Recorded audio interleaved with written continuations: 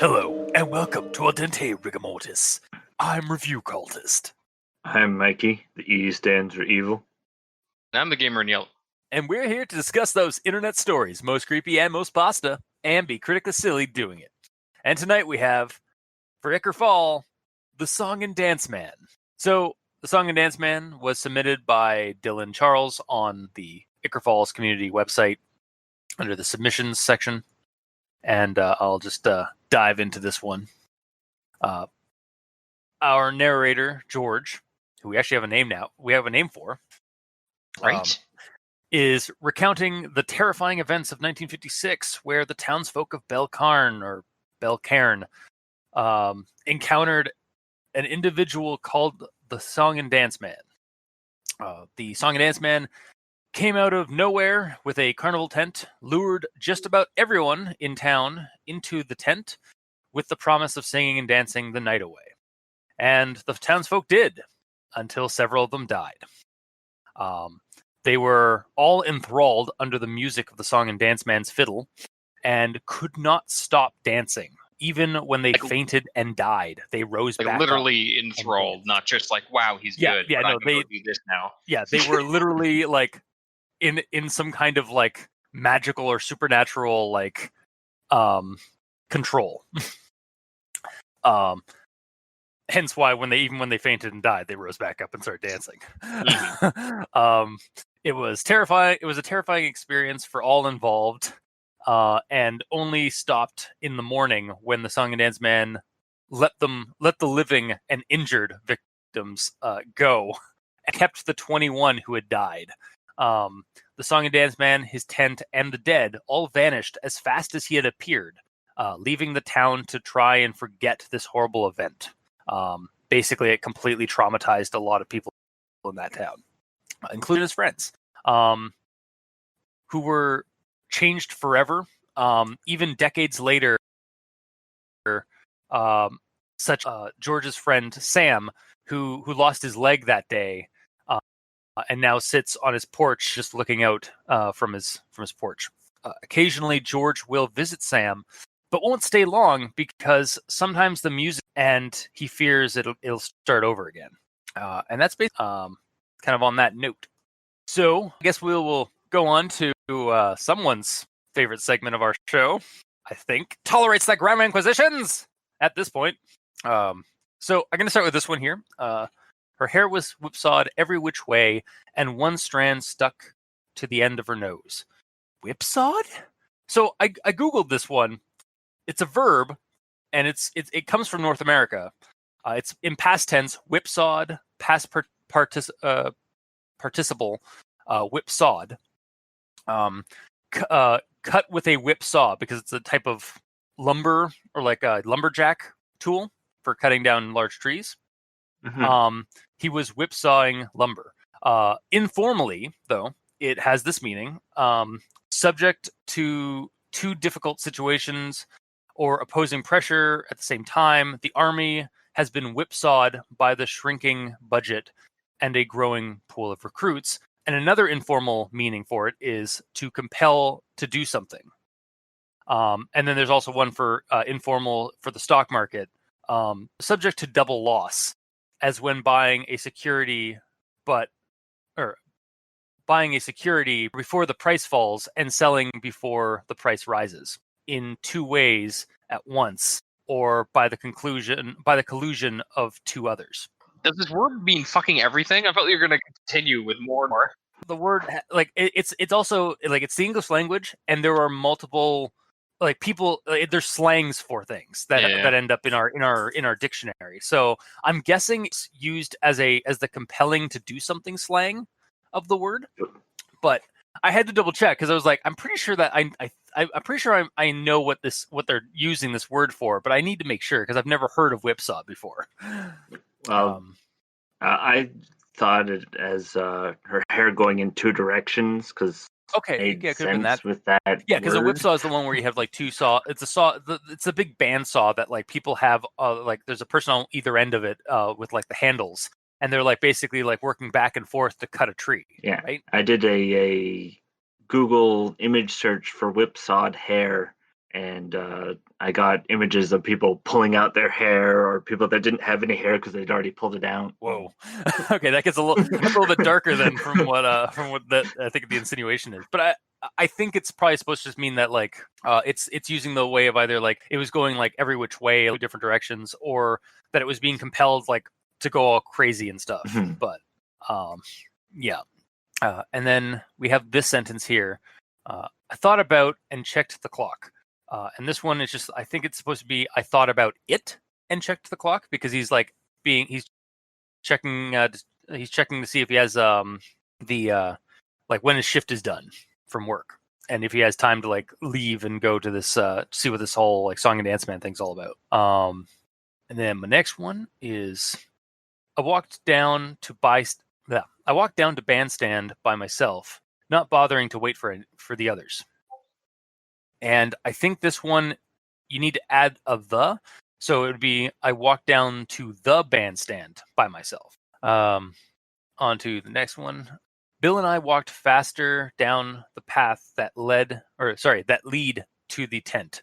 So with this, it has to be like it just have to remove the past tense of led or of that word. So it's Bill and I walked faster down the path that led to the tent. And then my next one here is kind of a nitpicky thing, but also has a removal. I'd read that some folks are born with 6 fingers, but reading about something and seeing it are 2 different things. So I think at first I thought it was like, I think you need to change that it to an if, but I think you just need to remove that it entirely. So it reads, I had read that some folks are born with 6 fingers. And this might be, I'm not sure, so this is a narrator telling us this account, but it's not in dialogue because there's no quotes. Mhm. So, and the rest of the story is told well enough without like with there's a character to the story, to the writing, but there is no like slang terms like you see in dialogue. So why did you make reading and seeing not reading and seeing like the proper word when you did that for Mhm. everything else that isn't in quotes? It just like sorry. You sure that's not quotes? As far as I know, Yeah, it's not in quotes. yeah, it's him talking about it like during his like recounting of the Song and Dance Man events. It's not like a dialogue that he has with one of his friends. So Yeah, but this is also written in character. I understand that, but every other time in the story, like he hasn't used slang outside of like a quoted dialogue from like the events. So I'm just saying like you should switch. You should keep to like proper writing or proper format. I don't know, man, because I see like a cuz as well, like apostrophe cuz. Then that might also be an issue because I don't know. It's like I don't like it. Like Yeah, the character talks like that when he's saying words, though. I understand So- that, but he doesn't. But he uses those words like reading and seeing. Like he doesn't have them all like that like elsewhere in the story. So why this one situation? Because it's informal writing. I guess I don't know. That's the way I see it personally. That's fair. It's open to Personally, interpretation.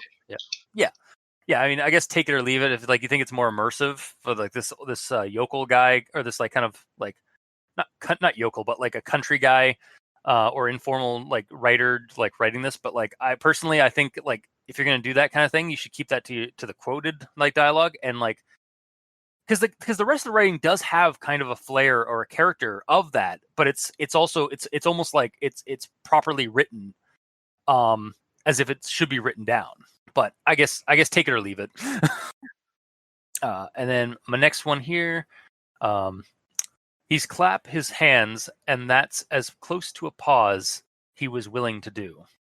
So I think this one just needs to switch the S around, so it's he claps his hands. Mhm. Past tense, clapped. Or that, yeah, I guess that too. Yeah, he clapped his hands. Yeah, okay. And then this is another word I discovered while reading the story, or like one I had to question, and then I found out that it's actually a word or a term. There was Mrs. Crenshaw, our junior year English teacher, who was in her 50s. Is Mrs. a term? Like it's MISSUS. And I was like, is that actually like a way to write that? And I looked up it, and sure enough, noun, informal, a person's wife. I promised the missus I'd be home by 11. And then informal, British, use as a formal to address to a woman whose name is not known. Sit down, Mrs. So Almost like it's informal writing. I know. But I'm not saying it, this isn't like a negative against it. I just like, I didn't realize that was actually a word.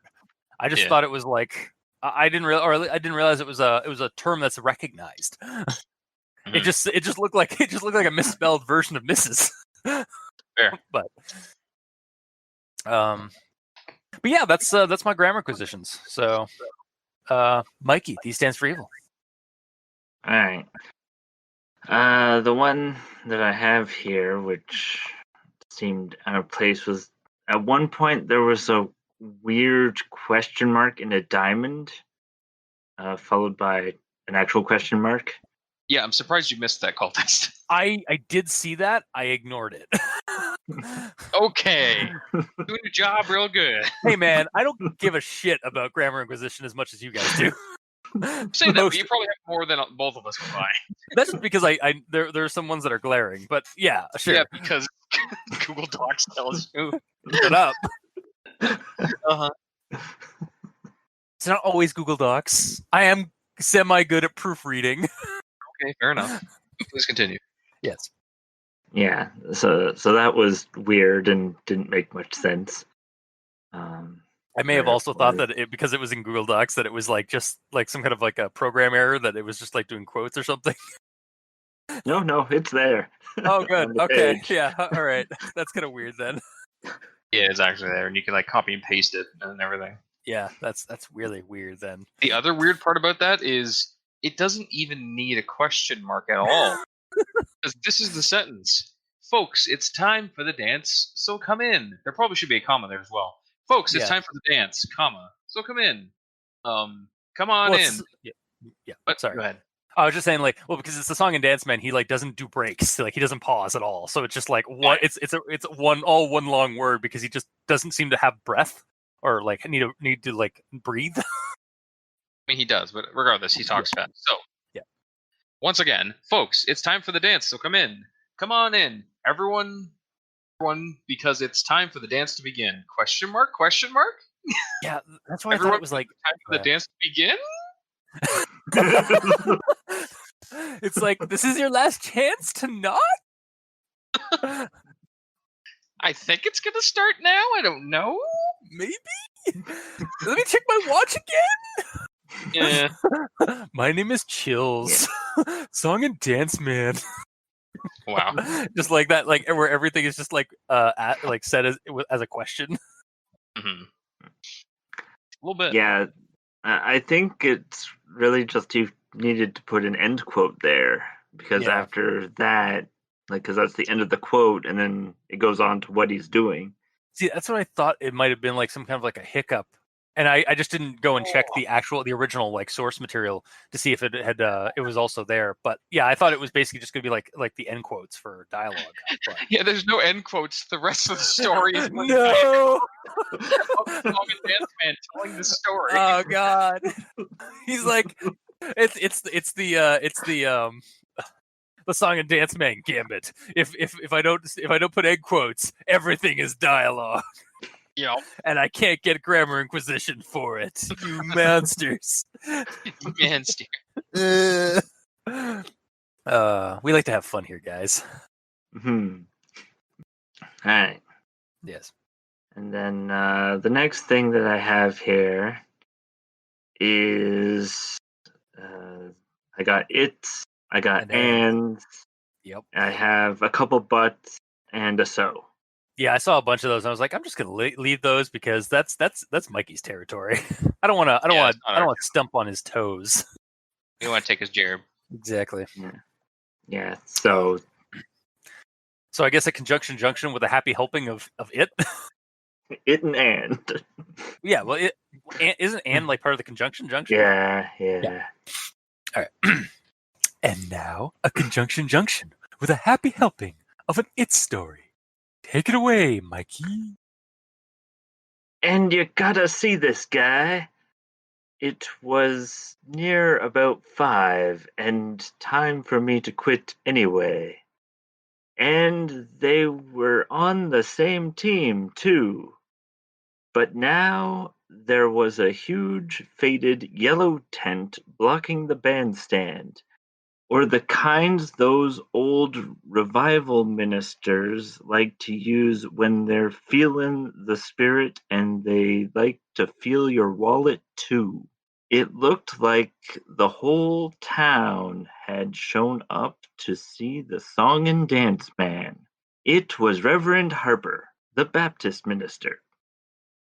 And here he was, lining up to get inside the tent too, 'cause he certainly wasn't preaching. It looked old, older than the crate, older than the town. Older than the dream, younger than the mountains. Oh, I gotta pee, country roads. Sorry, please continue. Ah, damn it.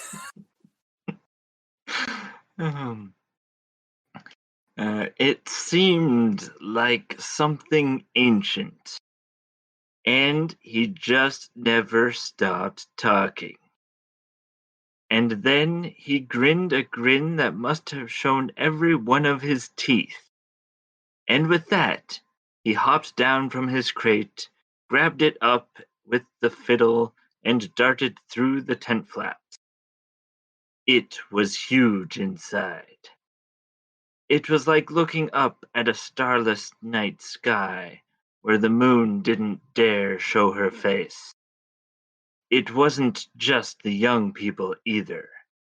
It really was the whole damn town. It was already getting warm in there, and I was feeling cramped and claustrophobic. And then he began to play. It made the air around us crackle and spark. It loosened the joints and jolted the mind. It was hot and getting hotter in there, and it wasn't long before it smelled of sweat and bodies moving against bodies. It was a while before I realized that the song and dance man was singing too, but in a language I didn't understand. So I just tried to stop, and I couldn't, and then fell to the floor. But he still got back up, and then they got back and kept dancing, grinning their grins. And still she was trying to get up to keep moving. And then it stopped, and then marched to the tent flaps. It was a miracle we could walk. And saw at least 20 people still standing there. And then I turned my back to him and left the tent. And warm nights, and wet nights, and dry nights. And I stayed here, plugging away at the hardware store. And I'll catch him, humming a faint trace of a song, and the hairs of my neck stand on end, and goosebumps rise on my arm in great knots, and my foot will start to tap out a small beat on the hardwood porch, and a big wide grin will spread across Sam's face. Finn. Well, that was a great second rundown of the story. Yep, pretty much. Holy Pretty shit. much. I mean, like... So sorry for my interjection. I couldn't hold it back. No, yeah, no, I understand. Although I was, thank you for for being off key so that we don't get copyright banned. Oh, of course, I can't be on key if I had to. Yeah, it really is the entire story that like has that, but it's also again to kind of like throw throw a counter that Gamer used earlier. It's almost like this entire story is like a dialogue to a degree. It's just a dialogue without quotations. It's a dialogue with George talking to himself. Yeah. Like if this had been like a Frank Belknap long story where he basically the entire story is in quotes that just never end. Like it's basically a dialogue. It's just nothing but a dialogue as somebody tells somebody off camera or like the reader who's supposed to be a character the events that happened. We'd have no problem because it was 100% dialogue, so we can't do anything about it. It's just how the character talks. I mean, that's happened before, and we have done things about it, so... No. Yeah, that's fair, yeah. And again, like, this is all critically silly stuff, so... but yeah, goddamn, that's a lot of ands and conjunctions. But it kind of makes sense given the character that is talking, because they are very informal. Yeah, like, it's like an old, like I can see this old man sitting in front of me telling me this story about what's going on. But yeah, it's still a lot of conjunctions. But yeah, Mike, is that it for your grammar inquisitions? Yeah, you got the rest that I got. Cool. Then I guess on to Gamer and his grammar in yellow. Indeed. So, where is this? At the very start, I think? Yeah, okay, first sentence. Oh god. So is it hang on, before we start. Is this gonna be one where you go like are you gonna cover the entire story, like every little bit, or no? Okay, good. Not at all. Alright, so first sentence it says, there are a few now left alive who remember the song Dance Man. I kind of feel the wording of that is a little off, at least for my personal preferences. I feel like it's more natural if it's there are only a few left alive who remember the song Dance Man, instead of there are a few now left alive. Well, I mean, for your cosmopolitan like viewpoint, yeah, against this yokels country bumpkin style of writing, yeah. Yeah, I can't even keep a straight face when saying that. Yeah, I get you. But that's just a nitpick, kind of. Yeah, and that's kind of what I think the majority of our stuff is for this, is because it's really informal writing. Yeah. This next part. During the summer, there would be concerts, performances by the school marching band, a church choir singing some hymns, that kind of thing. Can I get a check on how a colon should be used in this? Because right now I don't know if concerts is meant to be a separate thing, or if it's saying that there would be concerts and here are all the types of concerts, including the marching band, a choir, and that kind of thing. I think so. Let me just quickly look up that. It's used before a list. Yeah. So it's a list of two things and random, and like God knows what else. 2 is enough to warrant a colon, in my opinion. 2 is technically a list. Yeah. Yeah, but you can just comma it out. This and that, you know? It is the bare bones of a list, but yes. I'll put it in nitpick then. I'm in the nook today. Get out! No, it's fine. Oh, also, okay, wait, hang on. Yeah, sorry. I saw like yelling, and I was like, oh, wait, maybe he did do another yelling and some of that, but no, it's all in quotations. Damn it.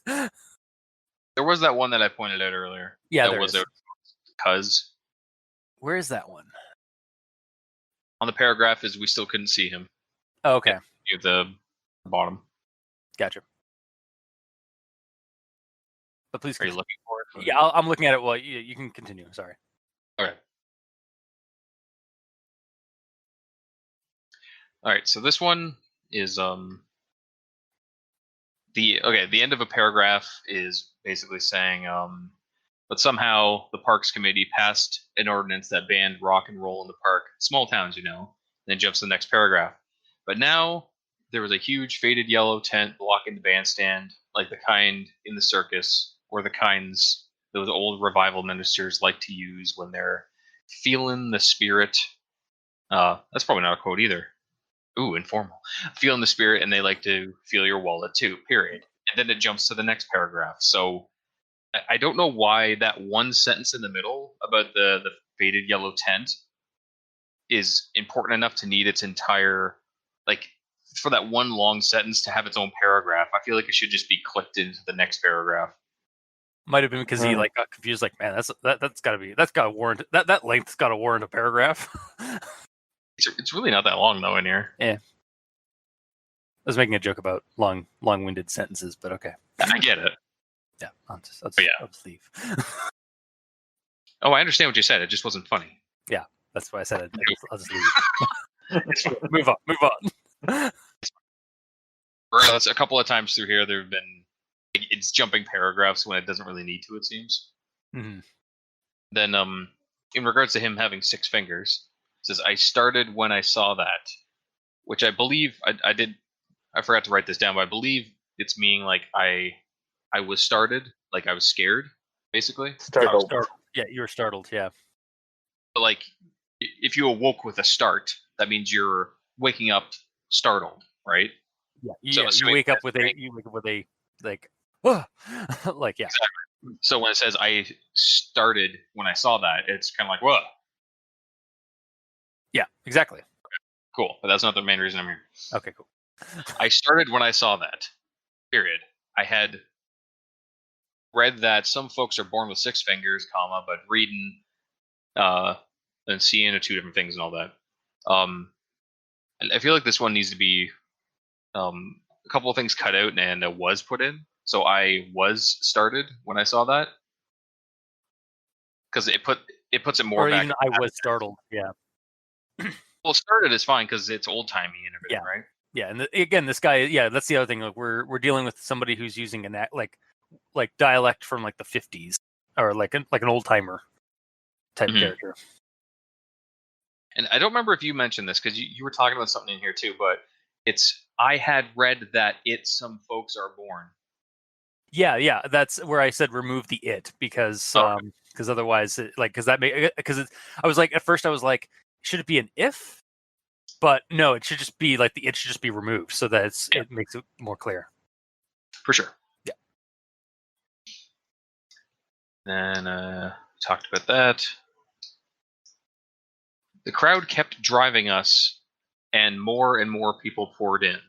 I put a long pause in there, but there's no comma. That's a personal opinion, but personally, I'd prefer it as more people poured in, because it's mentioning the reason that they're being pushed because of the people pouring in. Yeah, it's almost like it's saying the crowd was driving them, but the fact that more people are pouring in isn't the reason behind it in its current layout. That's fair. Yeah, it's again kind of the more like the issue with like the dialect and the informality of the story itself. Mm-hmm. Like, and then my last one. Yeah. Oh, go ahead. I was just saying, it's like, yeah, it's kind of like it's kind of a dilemma with the story because like, do you make these corrections and sacrifice the character of the writing, or do you give up part of the character of the writing and make it more correct, like grammar wise? Yeah, but correct these days and correct then days are very different. Exactly. Yeah. Okay, moving on. Yep. To my last one. Right after mentioning that the Song and Dance Man is up there singing in another language, it says, "He lorded over us, standing on that platform, making his fiddle sing and sing." So when I read this, because it was right after saying that he's singing in another language, I didn't know if it was saying this line that like his fiddle is making music and he's singing along with it, or if it's doubling down on saying his fiddle is making tune after tune of great music. Mm-hmm. Because it just mentioned that he's actually singing.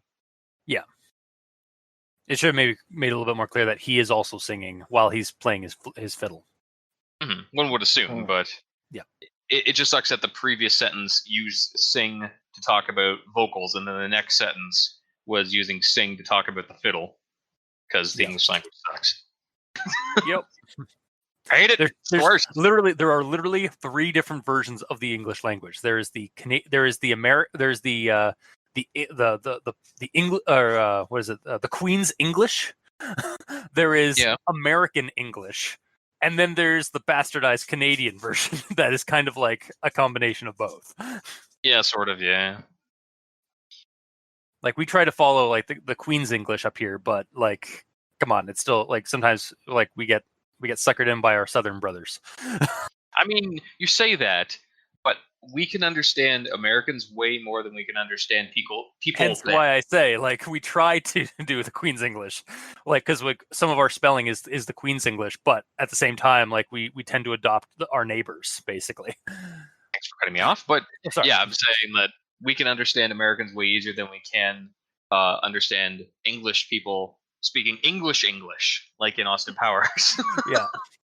Well, and then there's also Australia. There's also Australian English. Basically, every country that is a product of the Commonwealth of England has its own version of English. Yeah, it's the worst. Yep. Well, that's it for my grammar-related discrepancies. Yeah. All right, so I guess we will dive into actual thoughts. So here's my first one.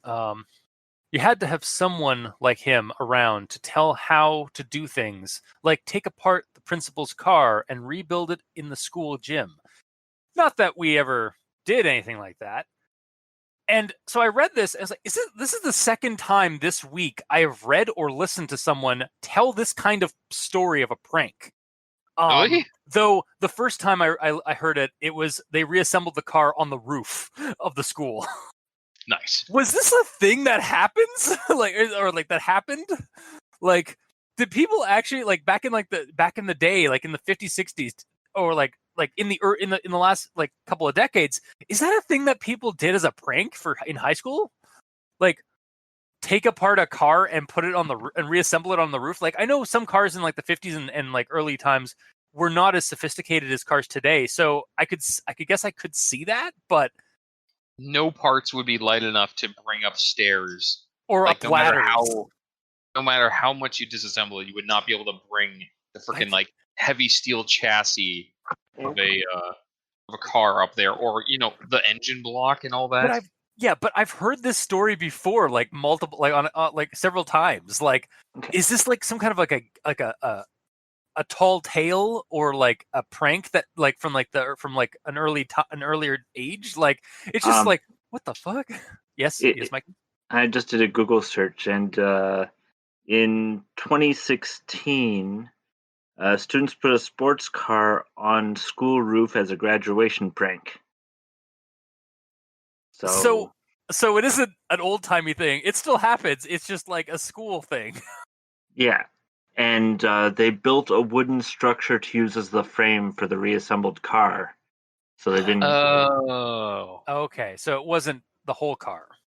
So they stripped the car down, like take all the body panels off, and glass out and stuff, and then just reassemble it on a fake chassis. Gotcha. Mm-hmm. Okay. Then yes. So that is apparently a thing that people did. Apparently. And do as of 2016 and probably later. Yeah. That's crazy. Like that is a hell of a prank. Because I do remember like some of our friends who like would like some of our like Captain Solenum would talk about like how he like in high school he was part of the auto shop class, and they would like the teacher would buy like a junker, and then they'd spend the semester basically like tuning it up and fixing it. So I know that like I know that like high schools had that kind of like car class or that kind of like auto shop course and stuff like that, but I didn't realize like how I didn't think that they'd actually be able to like go as far as to like do a prank of that kind of like magnitude. But I guess like with the wooden chassis and like not taking the whole car up there, all right, that makes a little bit more sense. Yeah, it's probably the steering wheel just kind of like sort of pegged in place, but not even the drive shaft. Yeah, it's shaft and stuff. Yeah, it's basically just like an April Fool's type gag.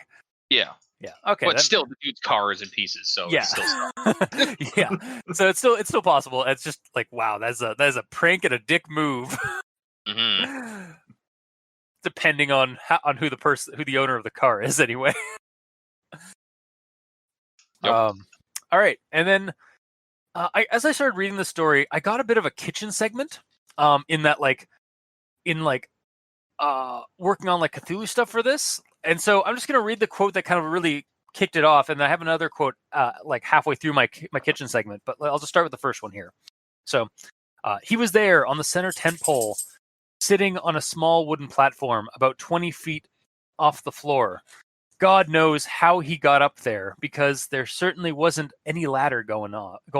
Oh, there's another going there. Yep. All right. There's another apostrophe without a G at the end. Mm-hmm. He dangled his feet over the edge and held his fiddle in one hand and a bow in the other. The fiddle and bow seemed to be made of the same dark wood the floor was, and gleamed in the candlelight like it was alive. I almost doubted that the fiddle even needed the song and dance man to make its strings hum. We all looked up at him, and he grinned and jumped to his feet, while the crowd gasped, worried he might plummet into their midst. And then he began to play. All right, so this is my kitchen time. So I would definitely set this in the 50s period, in like Call of Cthulhu, or even maybe Delta Green. Though I could see pushing this really to any time period and just having the Song and Dance Man like as a traveling monster or entity. The Song and Dance Man's song and fiddle could be a replication or just a similar artifact or thing or anomaly to the music and works of Eric Zahn, which is a Lovecraft story that has whereas music has dark and eldritch properties, depending on how you play it. The Song and Dance Man himself, I could see being either like a spring-heeled Jack-like trickster entity, or perhaps even an avatar of Nyarlathotep, who, in his debut story by HPL, had a very showman-esque persona, as like he was more of like a Tesla like type figure who was like displaying the wonders of electricity, but then also revealing to the audience the horrors of the cosmos. And causing them all to riot and like kill each other and such.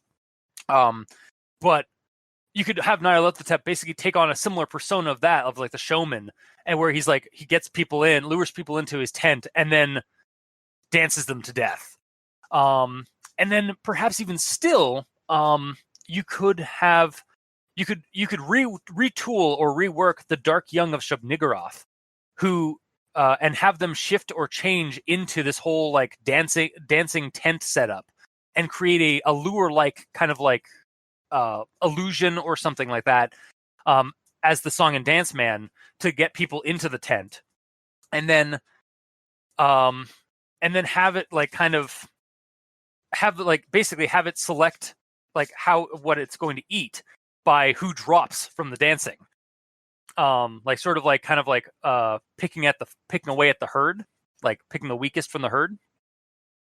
Yeah, the weakest link situation. Yeah, exactly. And the reason like for like the using the Song and Dance Man is like kind of almost like an illusionary tongue and mouth, or a mouthpiece. Comes from another description of the Song and Dance Man, where he's like got like a red pinstriped suit and like white teeth and stuff like that. It's like he's literally the mouthpiece for the creature, or for this entity.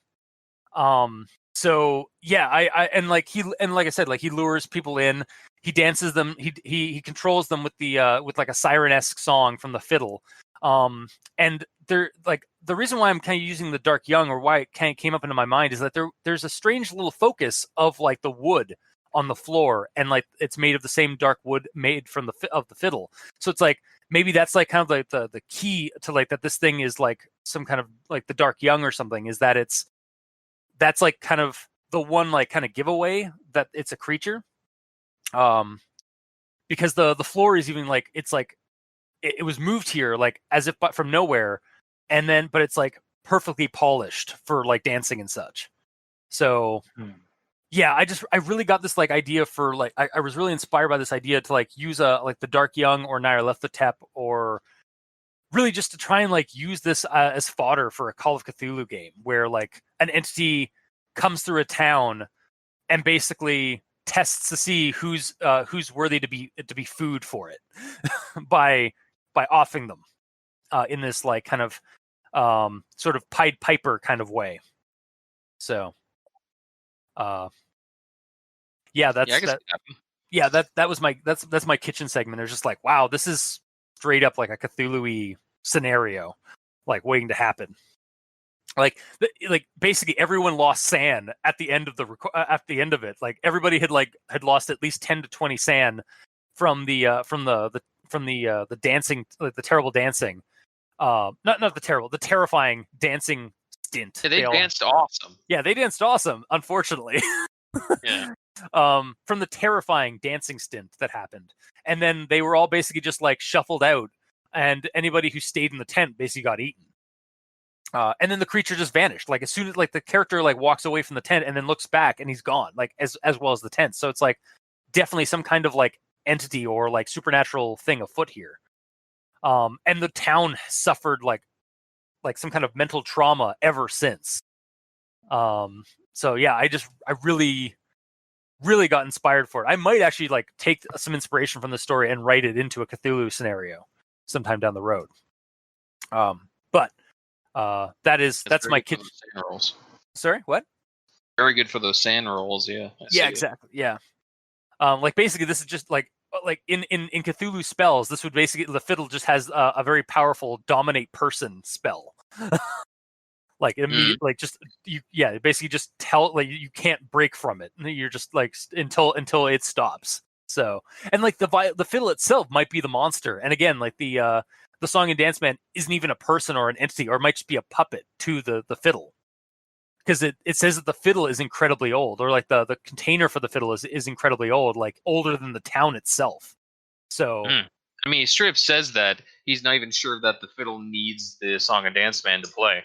Yeah, exactly. Yeah, and it actually kind of reminds me of another Cthulhu related thing. The folks over at Ragnarok Actual Play podcast, they're doing a campaign right now called Amerinomicon, and in one of the scenarios that Alex, the GM, wrote for it, he used the idea of Eric Zahn in this scenario where like there's basically a bounty hunter who uses a guitar that is a Zahn guitar, and it is a eldritch horror that is trapped within an instrument.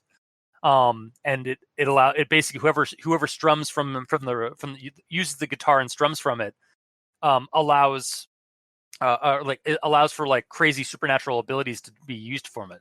But the thing requires blood, so it feeds on whoever the artist or the musician can find for food. Like basically you had to like put somebody's arm into the guitar slot or into the guitar hole, and it starts eating the person from there, or starts draining them of their blood. So that could be what the Song and Dance Man does to the victims. It just feeds them to the fiddle. Yeah, because we don't even know. Exactly. They disappear and it's over. Yeah. But that empty space, or that like that sort of like that subtext, or that like kind of white space there, gives people like the fodder to like kind of come up with your own like stuff for it. Especially for this Cthulhu kitchen idea I had. So yeah, you could either have it be like its own like kind of like creature concocted or like inspired by Eric Zahn's music monstrosities, an avatar of Nyarlathotep, the Crawling Chaos, or take kind of the wood approach and use the and take a new spin on the Dark Young of Shub-Niggurath, and kind of, I guess, even blend it a little bit with like the Dianaya house, in that the house the house itself, or the tent itself, is the creature as well as the fiddle, and the Song and Dance Man is really just the lure or the tongue for the monster. So I will step away from the kitchen now, after saying my piece there, and move on to my next actual thought. So this is the quote: "The smell of blood mixed with the sweat, and I couldn't breathe anymore. The air was thick, and from all around I could hear cries, screams, but nothing that drowned out the fiddle or the Song and Dance Man singing."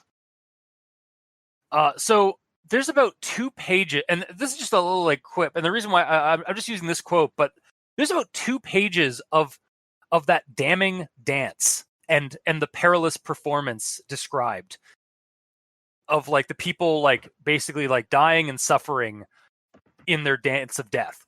And I don't see that as a bad thing. Like for being a lengthy description of like the horror that happens, it has some visceral moments that are described of these poor people that are like dancing seemingly like of their own like without their own volition and for like such a prolonged period of time, but it never goes overboard with the visceralness, and it hammers home the terrifying concept of being trapped in your own body and not being able to stop and witnessing everyone else is in the same boat. Like everyone like is or the majority of these people who aren't like just like completely enraptured by the song. There's descriptions of like darting eyes and terrified eyes as they are unable to do anything but dance. Yeah, it's almost like night terrors. Yeah, Where like yeah, you're dreaming of just laying there and you can't do anything, but you're aware. Yeah, 100%. And like what I was getting at with the 2 pages, like because in some stories, if it was 2 pages of like this kind of like description and stuff like that, I probably would have been bored. But this entire time, I was like, man, that's a long like setup. Oh, like there's almost like slow burn, but not slow burn horror, because it's a lengthy amount of time to describe the horror that's happening, but it's enthralling. About as enthralling as the fiddle is to these people. Another thing that kind of brings up with the whole like dance of death kind of thing is it actually reminds me of a phenomena that happened back in the Middle Ages, where entire small towns were said to just start dancing and until they expired. Like people like couldn't stop moving and like dancing around in the streets. Dance Man just came to town. Yeah, exactly. Well, that's kind of what it reminded me of. It's like I wonder like if the writer like borrowed any kind of ideas or like some inspiration from those supposed events. I don't think they've ever 100% figured out if that was actually a real thing or not. I'd have to do a little bit more research on that. If anybody would like to comment about that, please leave it in our email or in the comments section below. But yeah, there are reports like from like the Middle Ages and stuff in like France and even in England, I believe, or like Germany, where like towns would just drop dead after dancing for like days. And it was like some kind of weird phenomena that would happen. So yeah, honestly, with this, it's the same thing, except the song and dance. We actually have the culprit is the song and dance man. And then is my last actual thought that is kind of big. So I'm going to start with this. So we got to the quote. There's a quote at the end. I won't repeat the whole thing because it's a paragraph. But basically, like everyone traumatized. Our narrator is stayed in Belcairn. Worked at that hardware store like till his old age, and eventually goes and occasionally goes and hangs out with his friend Sam, who's like suffered a lot from the whole event. And then we get to the part where it's like he'll catch Sam humming the faint trace of a song, and the hairs on the neck, the hairs on my neck stand up on end, and goosebumps rise on my arms in great knots, and my foot starts to tap out a small beat on the hardwood porch, and a big wide grin will spread across Sam's face, the grin of the song and dance man. And that's where the story ends. And it's a good ending for a creepy story. And the story, I think, is very good and creepy for a story about an entity that comes into town, and basically the aftermath of that entity's interactions with the townsfolk, like both the short term and the long term aftermath of the song and dance man's turn to Belcairn. My problem is that what does this have to do with Ichor Falls? So I did a little bit of research on this, like trying to hunt down to see if Belcairn exists in West Virginia.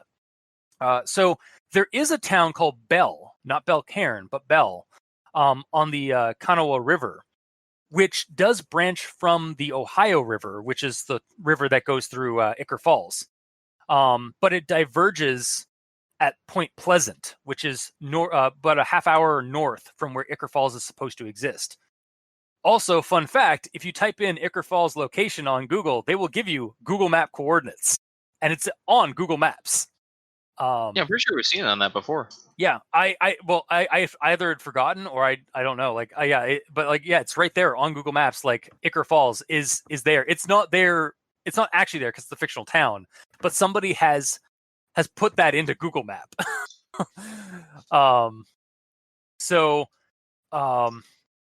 And the town of Bell, if assuming that Bell is supposed to be Belcairn, which I mean, again, it could just be another fictional town or what have you. Is about an hour's drive from Ichor Falls. So I just feel that there should be some kind of mention in the story to connect this little town to Ichor Falls, similar to how like Cedar Cove and other stories have done so. Like with Cedar Cove, it was like it was a neighboring town to Ichor Falls, and Ichor Falls is mentioned in the story. And there's usually some kind of connective tissue between Ichor Falls and a story that isn't in Ichor Falls. Like there's some kind of like artifact or some person from Ichor Falls that ends up in the town that isn't Ichor Falls. An interesting note is that Belcairn, when I translate from French and Spanish, like Belle in French and Cairn in Spanish, it translates to beautiful meat. Okay, So I wonder if that has any relevance to the story, like if that was if that was like an intention, or if that was just a really fun, creepy coincidence. Because the way it's, I mean, the monster showed up to get food. Yeah, that's what I mean. Like, I wonder if that was like, I have a feeling that was probably intentional, but if it's not, that's a really fun coincidence. Mm-hmm. Yeah, I just my problem with the story really, like the biggest problem with my story, the biggest problem with the story I have is that I don't really see, outside of it being a supernatural entity in a town in West Virginia, I don't see any real connection between this town or this story and Ichor Falls. But maybe I'm just not seeing something. I don't know. Yeah. No, I agree with you. Yeah, it I was kind of that, like, I love the story, but it just, there's no connective tissue to, so why is it submitted on Ichor Falls? I mean, it was accepted, so you're right, but at the same time, like, I really wish there was some kind of connective thing. That's really the end of my actual thoughts. It's just like, I love the stories. Like, it's good fodder for a horror story, and it's a good horror story in itself. I just wish there was connective tissue to Ichor Falls. I will stop repeating myself. Sorry. Maybe there's a story that came before or after this in regards to there being some magical fiddle in Ichor Falls that was all of a sudden vanished one day, and then no one know what happened to it, and then all of a sudden this story comes up in a neighboring town. I guess we're just gonna have to continue diving into Ichor Falls every year. Oh, great. For submissions and such. I don't know. You like Ichor Falls. Don't even pretend. I know. But yeah, that's my actual thoughts. So, Mikey, D stands for evil. All right. My first actual thought here actually goes along a bit of the Lovecraftian vibe that Cultist was bringing out earlier, but on a different note, because I had just recently watched Color Out of Space. Oh, yeah. Good one. Yeah, so the ending in Color Out of Space is a lot like the opening in this story. 100%. And honestly, for that movie is very, like, when I watched it, I've read the story, and it is strangely and refreshingly close to the core plot and material that came from the book. It's just basically a modernized version. Like, they took the story and pushed it to the modern day. But the story beats are all there. So yeah. Yeah. So basically, when I read the first paragraph, I got some very interesting color out of space vibes from this. Yeah. I could see that. I could definitely see that because this. I mean, I almost wonder maybe like that was another inspiration for the story. Well, it's also kind of not a common thing, but it's it is a There's definitely some like not if there's not like inspiration from it, there is definitely some influence from like that part of horror pop culture in this story of like the old man or the old like the person who survived the events recounting the events and such. Mm-hmm. Yeah. So that was just sort of an offhand thought that I had. My first thought. And then some critically silliness here. Uh-oh. All right. At the end of Main Street, we crossed Buchanan and entered the park. Why did you piss off Buchanan? I knew, as soon as I read that, I was like, I wonder if any of you, I wonder if the other guys are gonna like ask like why like if they're gonna confuse Buchanan with a street or a person. Oh, you're right. Yep. Well, but I mean, they could have easily solved that by saying Buchanan Street, Buchanan Drive, Buchanan Boulevard. Like, you're right, but they didn't. Informal writing. Yay! all right. And did any of you notice the weird sphere monster that I envisioned? Sorry? But there's Sphere a sentence here. He was all angles, all knees, elbows, and shoulders. Oh, okay. Because it's Sphere is kind of like a lack of angles. yeah. What? I would say, but yeah. So he was all the angles, which a sphere technically has all the angles, but made up of knees and elbows and shoulders. Hang on, hang on. Where's my like- percentile dice? I need to roll sanity. all right, go for it. Hang on. 44 out of 30. Damn it. All right, you had to pick your own current sanity. Well, it's just like my san's been degrading with every encounter with Mikey. D stands for evil. Yeah, understandable. Every time you guys do like a SNTF thing or Or he makes something, dude. or he makes something. Yeah, that's part of my insanity. Oh, right. Or like every time he brings up like something that makes the story better or worse, I have to roll sand. Mhm. It's like dealing with an eldritch horror every week. But You yes, should actually assign yourself a sand score and actually roll sand every time and see what happens. I should. Yeah, And watch you'd actually go nuts. that'll be a Cthulhu game we run where we just play ourselves. Yeah. Long story short, I don't think we had the same envisioning as you did. I'm sorry. Yeah. I will say that it's a very interesting description of a guy who's just basically like moving all around and like bending all his knees and arms and legs and stuff like that to keep up to the beat. But it is a descriptor of a person. And I like your non-Euclidean geometric description of like a sphere. Like, oh, it's a sphere. It's all angles. Ah. That's something a Cthulhu monster would say. Are you from Raleigh? You have to tell me if you're from Raleigh, Mikey. I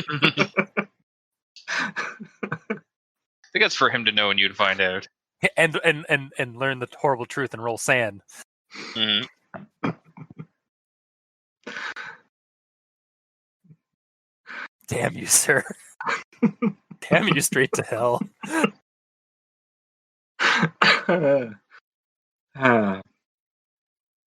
Yeah. Yes. Hi. And then my last actual thought here is that's the story of what happened. The others won't tell it or pretend it never happened. Never mind the 21 people that vanished that night, the mayor's wife included. They'd rather not think about it. Like, 21 people just went missing. Why is no one talking about it? Why is there no investigation? My guess, the supernatural trauma they incurred. They all lost like 10 to 20 sanity. So they all got like amnesia. It's like the power that it or Pennywise has in Derry. People just don't do anything about what goes on in Derry because of the power of Pennywise. Also, I really thought you were going to say Supernatural Task Force. Also, that could be too. Yeah, it could be like a Men in Black thing where there's a massive cover up. And the all only the street lights, all the red lights are actually neuralizers. Yep, clearly. Yeah, the electric company came in like back in like in 57, or like 56, or late in 56, and changed all the lights, and then immediately like set off a as soon as like the lights went on that night, everybody got neuralized. It was all overnight, like an overnight cover up. I mean, they do it during the day while people are walking around, but yeah. Well, I mean, like during the day they set up all the neuralizers, and then at night when the lights go on, boom. And then a survey team went in and just like, what you witnessed was not a supernatural thing. In fact, and they basically just kept like whoever knew the people like personally or like through family means or something like that. They just said that like you never had this person or you never knew this person, and the only person that knows the truth is George because he somehow managed to escape being neuralized. He's the one. Why am I helping them?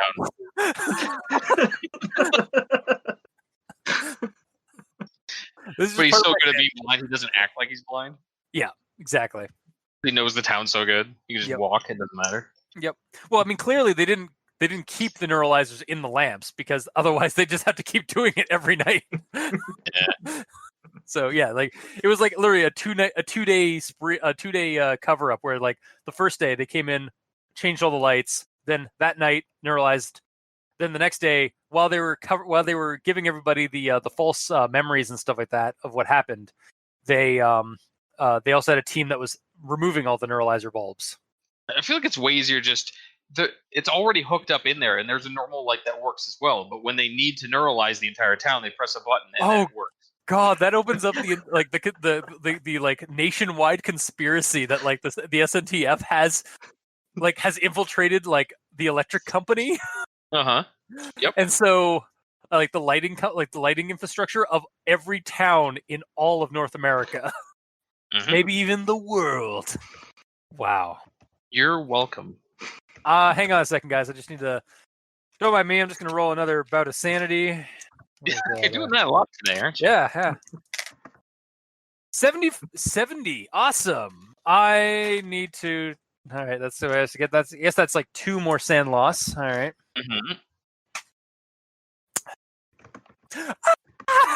Just start screaming.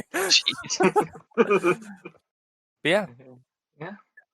Thanks. That. I hate it. No, I'm of course joking. I am of course joking. I find it very interesting and funny. All right. Yeah, so that was the end of my actual thoughts. All right. Gamer. Alrighty then. So when I first started reading this, am I bringing up the same? Yeah, I am. Okay, I am bringing up the same first thing I brought up last time, but it's not grammar related this time. So there are a few now left alive who remember the song and dance man. Time has claimed the ones that survived the long night, and I'm sure they went willing to meet their maker. So those are the first 2 sentences. Sentence 1, gist I got out of it is there's only a few people left who remember. Sentence 2 says that everyone died. So are they all dead or not? Yeah, it's Schrodinger's townsfolk. Are they dead or are they alive?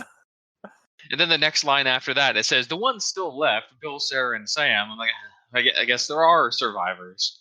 So I had whiplash right from the get-go. Yeah, it's trying to say that there's not many of the people left who survived that incident, and like in fact, there's like probably only like 4 people left.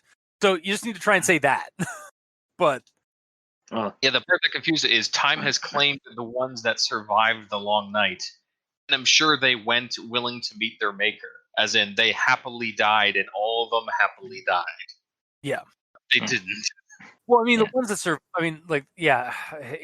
it is kind of, because of the way it's written, it kind of is kind of convoluted or confusing. Mhm. Yeah. Well, and time didn't claim the 2s, 3s, or 4s, so we're good. I'm sorry. Roll What? sand again. Break those dice by the time we're done. Because time has claimed the ones that survived, not the 2s, 3s, or 4s.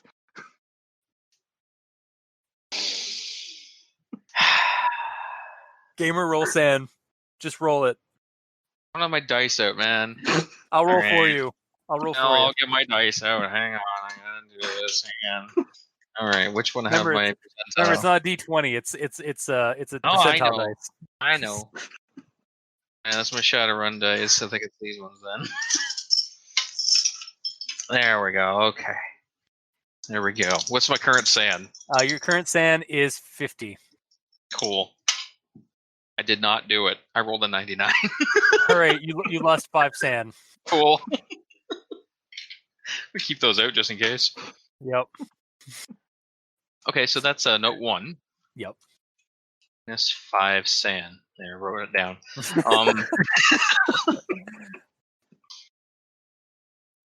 My next one.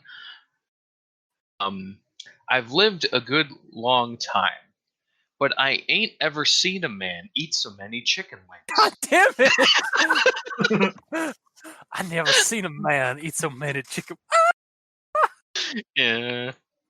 God damn it! It's my second song-related reference in this. Shit.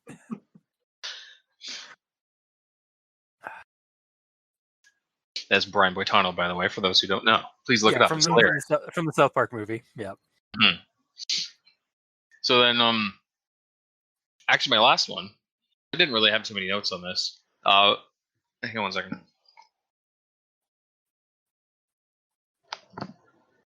So my last one, because I didn't really write down a lot of notes on this, surprisingly, is regards to Belkarn itself. So when it first came up, it says the song and dance man came to Belkarn with little fanfare in the fall of '56.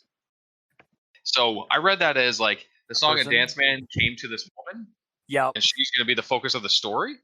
So for the whole Yeah. story, I'm like, where the hell is this Belle character? And then near the end, it's like she left and went to college, but like Bill, she got pulled back to Belkarn. I'm like, oh, it's the It was town. the town the whole time. Yeah, it It's not could. the town, it's false. I mean, there are hints in the beginning of the story that kind of lend to assume. I know how much you hate assuming. Belkarn is not a person, but a place. Yeah, it's like the street situation that Mikey brought up. Yeah, If it was the town of Belkarn, then there you go, not a problem. I feel like this old man would just like be groaning every time you guys ask a question from his story, or from when him telling the story. But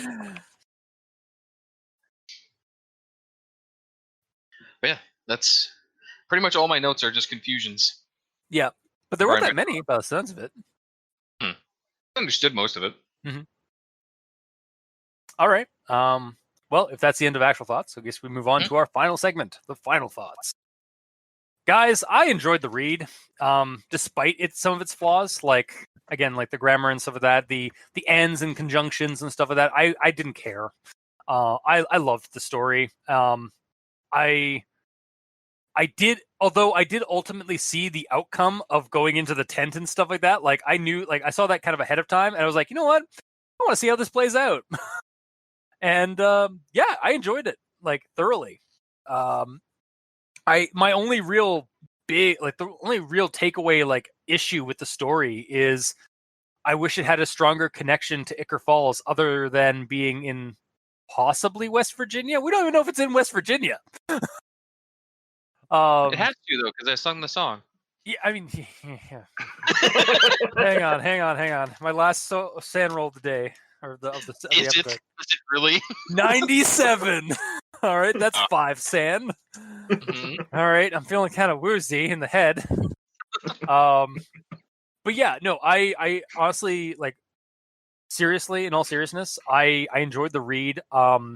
There's a lot of ideas in the story, like, that you could use for a fodder for a Cthulhu game, like for a tabletop RPG scenario. I just wish it was closer to. There was some kind of connection to Ichor Falls that I didn't see. Otherwise, I recommend. So yeah, that's my final thoughts and recommendations. So, Mikey, These Stands for Evil. Your verdict. Yeah, it was an enjoyable read for the most part. Even though there was grammar issues, it's chalked up to it how the character was portraying what he was writing. Mm-hmm. So a creepypasta. It wouldn't be a proper creepypasta if there weren't grammatical issues. I mean, Yeah. that's part of the part of the allure of creepypastas is the amateur horror writing.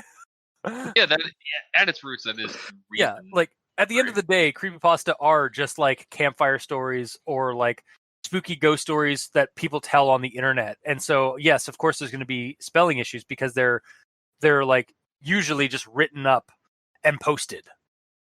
The person does like sometimes does a job of editing, but most of the time it's just posted out there raw for people to see and get spooked from. So, yeah. Yeah. So, yeah, I'm gonna give this a story recommendation, and with the SNTF or Supernatural Task Force, it's definitely a recommendation because it fills that hole of why no one really explained what happened or I mean, got the police involved or anything. I mean, they did kind of in that, like, even without the SNTF, it does explain that, like, because they all suffered such like a traumatic episode from the events that no one wants to talk about. It's like the people from the movie Darkness Falls, where like there's this clear like serial killer that's been around since like the town's inception, but no one talks about the Tooth Fairy. Like everyone knows about the Tooth Fairy witch ghost that steals children in the darkness, but no one talks about her. But yeah, I mean, again, the SNTF thing's also a good cop out.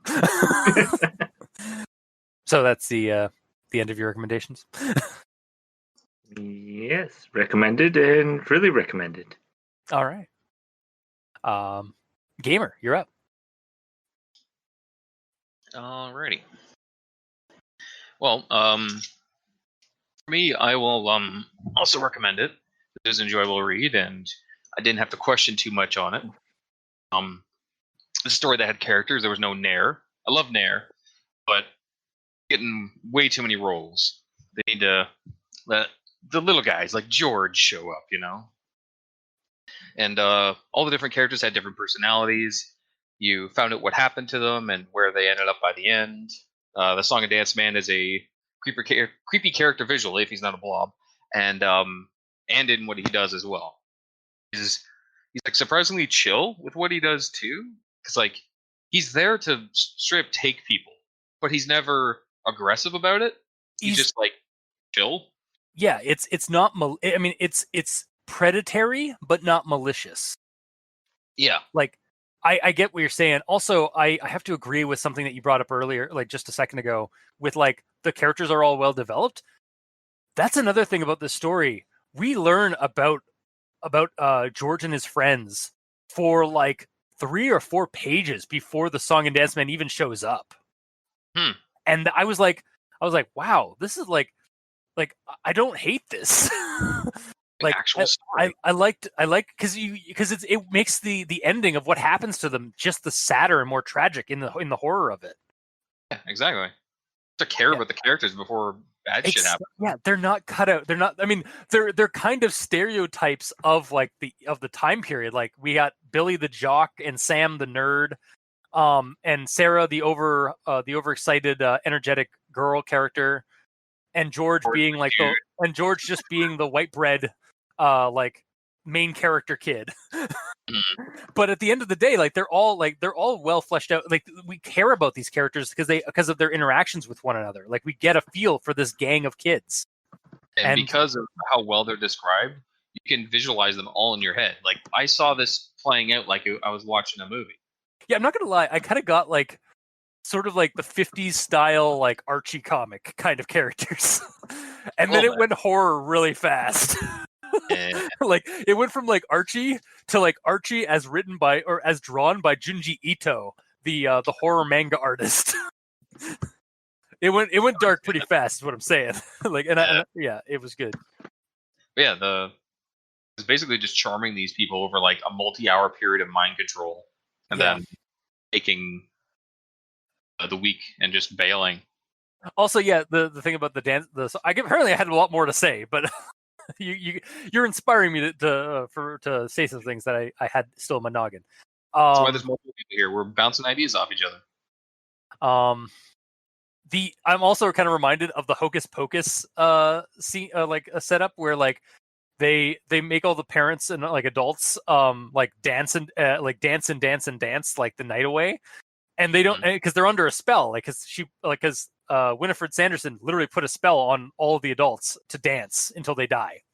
And then in the morning when the witches all die, or when the witches are all vanquished, there's a scene of all the parents walking out of the dance hall. It's like all sweaty and just like super tired. It's like, whoa! I thought LA was a crazy town, and like, but it makes me wonder. It's like man, that's like the PG version of what happened to this town. Like, yeah, what happened if those people, like, what happened to, like I wonder, like, is there any like people who didn't make it through the night in Hocus Pocus? Like some people that were left behind in the dance hall and they're just dead on the floor. Yeah, because I mean it was all the adults and all the grown-ups, so like it was basically the same kind of situation or scenario. Mm-hmm. Yeah, there would have been some people that just passed out. Yeah, and did not wake up with popsicle sticks in their mouth. They just never woke up. Ever again. Never ever. But yeah, most creepypastas, they have like the mundane monster, and then he'll turn into some monstrous thing, and yeah, that's effective, but it's basically just like gore porn. If he's just turning into a huge monster, just like slashing everyone, killing everyone, and locking them in the tent, like that's too easy. Yeah. But because of how long the story is and how you get to know the characters, and like you said before, Cultist, the long segment of just them being trapped, it gets you in the head of these characters, so you know what it would be like.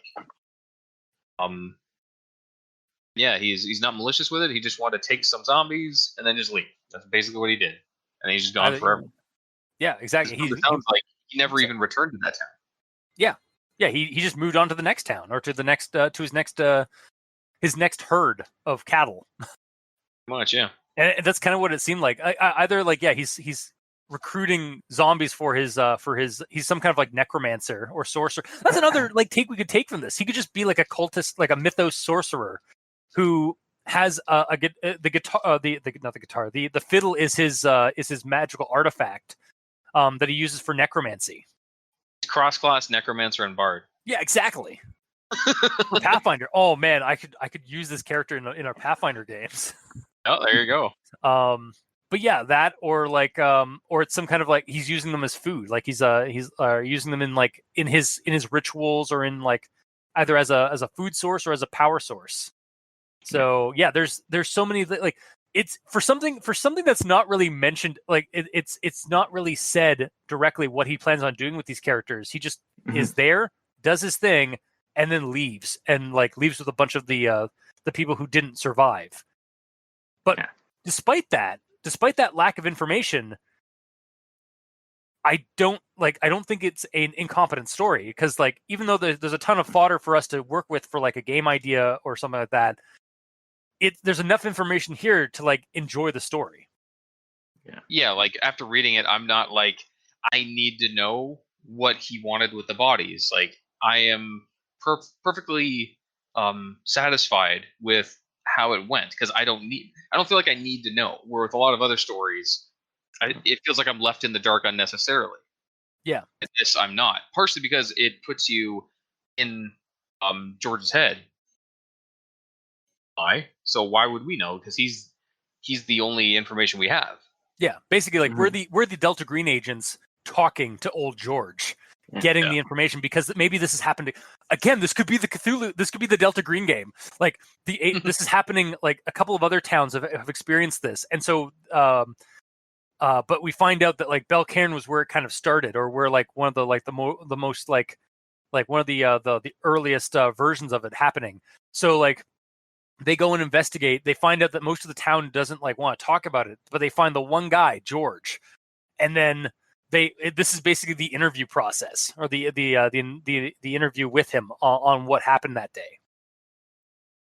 Like he's basically just a mythos survivor.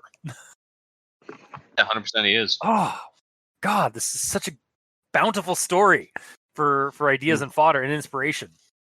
I just wish it had more connections to Ichor Falls.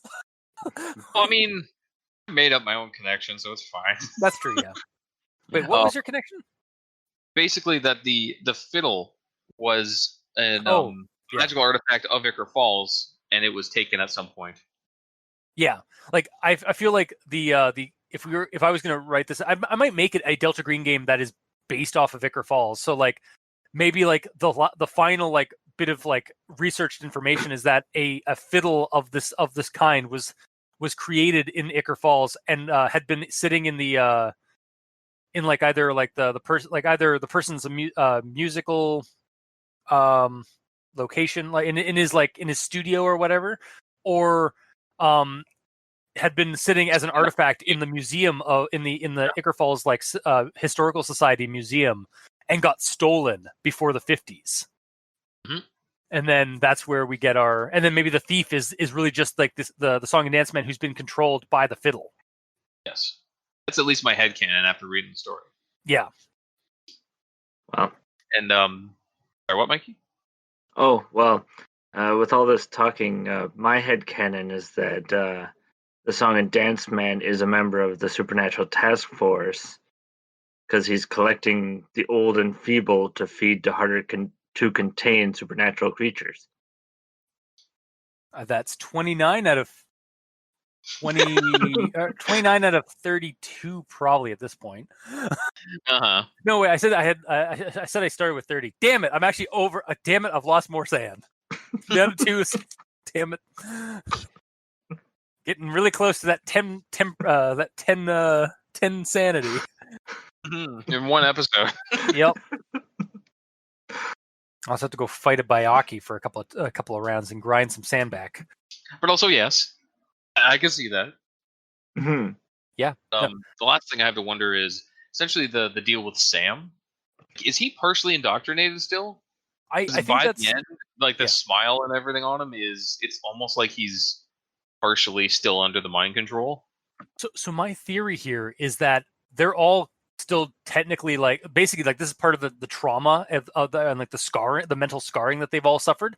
And I think this is also why they all like kind of went their separate ways and don't talk to each other, because if they start talking to each other and like hanging out, they start kind of remembering what happened and they start going under the influence again. So like if you know, because the characters like even I think Billy like is drinking himself into a stupor, but it still has like a glassy eye stare occasionally. Yeah. And yeah, like they all have gone their separate ways. They all don't want to talk to one another because of what happened. But Sam and George are keeping ties together. But George keeps his distance, like doesn't stay there long because it could happen again, or because they could get trapped again. Yeah. One thing that sucks though, they aren't the only 4 that got out. Yeah. Town got out, but these are the only stories we know of. Yeah. And because everybody else is like either like they've developed amnesia or they just don't want to talk about it. And so yeah, I'm surprised that like not more people like basically vacated the town. Although it does say that like the people that were there that night, with the exception of the 4, have all died because they were all older people. Yeah, it says time has claimed Yeah, because it's all the survivors. and I mean that makes sense because time, like people die of old age or of disease and whatnot to the point they were where kids at the time. yeah, these kids. Well, we only really see these kids. We don't really see like the majority of the people that we see in the dance tent with the kids is older people. That's what I'm saying. Yeah. They were kids at the time, and at the end, they're elderly. So, yeah, anyone older than them, it's rough to see if any of them are still alive at that point. So, yes. Yeah. That part's fine, but... And I mean, it even goes on to say, like, because I think it insinuates that one of them contracted cancer and died in the 90s. I can't remember the other. Somebody's, like, liver has gone on them or something. I think that might have been Billy with his drinking. I don't know. One of them was smoking. They had to have a lung removed. Oh, that was Billy, yeah. So, but yeah, like it is kind of odd. Like, yeah, like it's that creepy, scary story kind of thing where like everyone like should have like left the town, but they kind of got trapped in it. So it is kind of also a color out of space scenario because in the color out of space, the reason why no one leaves the farm when the color's there is because the color has like an influence on them. Like a malaise, like they stay on the farm even though they should leave. Like by all logical sense, they should leave, but because of the effects of the color out of space, it basically keeps them there because of lethargy and like other types of influence, like psychological. So, again, the lasting after effects of this thing entering their town and fucking them all over. It does make the monster feel a lot more dangerous because we see these long-lasting effects where most stories is just this happened, this person died, oh I'm so scared, hope it doesn't show up again, but then that's it. Yeah, we get to see some of the existential dread from the horror that happens. It's not just the direct like in your face like event. It's also what happens after a traumatizing event. Just adds to the immersion, which I like. So yeah. Overall, I really enjoyed this. Not too much I can recommend to change aside from that confusing start where I'm like, is everyone dead or not? Where the hell is Belle? Where the hell is she? Where's Belle? Is there a beast? But yeah, no, I think honestly, like, given like that we continued talking about the story even during our final thoughts and recommendations, and the fact that all of our recommendations are positive for the story. Like it was a roundhouse recommendation round table recommendation, roundhouse to the face for the story. I'm very pleased with the story as you guys are, and so yeah, we hope you, the listener, enjoyed, and will go check out the story and judge for yourselves. If you liked what you heard, or if you didn't, leave us a comment in the comment section below, or this gets posted, whether it be on Podbean, Facebook, YouTube, or Tumblr. You can also send us messages on Twitter. Mikey is at the E stands for evil. Gamer in Yellow is at the Gamer in Yellow, but without that W because his name is too damn long. And I'm at Review Cultist. You can also leave us emails at aldenterigamortis@gmail.com. That's ALDENTERIGAMORTIS@gmail.com, where you can also leave us suggestions for other creepypastas, SCPs, spooky stories, sightings, cryptids from the internet. Let us know. We will do kitchen egg episodes. We will do discussions. We will review your story and critique it to the standards of our show from the last 6 years. So, yeah. And if you'd like to help support the show financially, you can go to Patreon. Look up Al Dente Rigor Mortis and select the back tier you'd like to support us at. We have $2 and $5 tier with special episodes, early access, and special content. For our patrons that are already helping support the show, thank you guys immensely because you're helping keep those hosting bills at bay. And as always, we very much appreciate that. And to our listeners and the authors of these stories, thank you guys immensely. Seriously, without your listenership, we wouldn't have much of a show. And without your stories that you write and post online for people to enjoy and read and get spooked by, we really wouldn't have much of a show. So thank you. For our listeners, by the way, if you'd like to leave a rating and review on iTunes or any other podcasting service that you listen to us on, that would be really helpful for getting us more attention on those streaming sites. Just saying. So until next time, I have been your host, Review Cultist. I'm Mikey. The E stands for evil.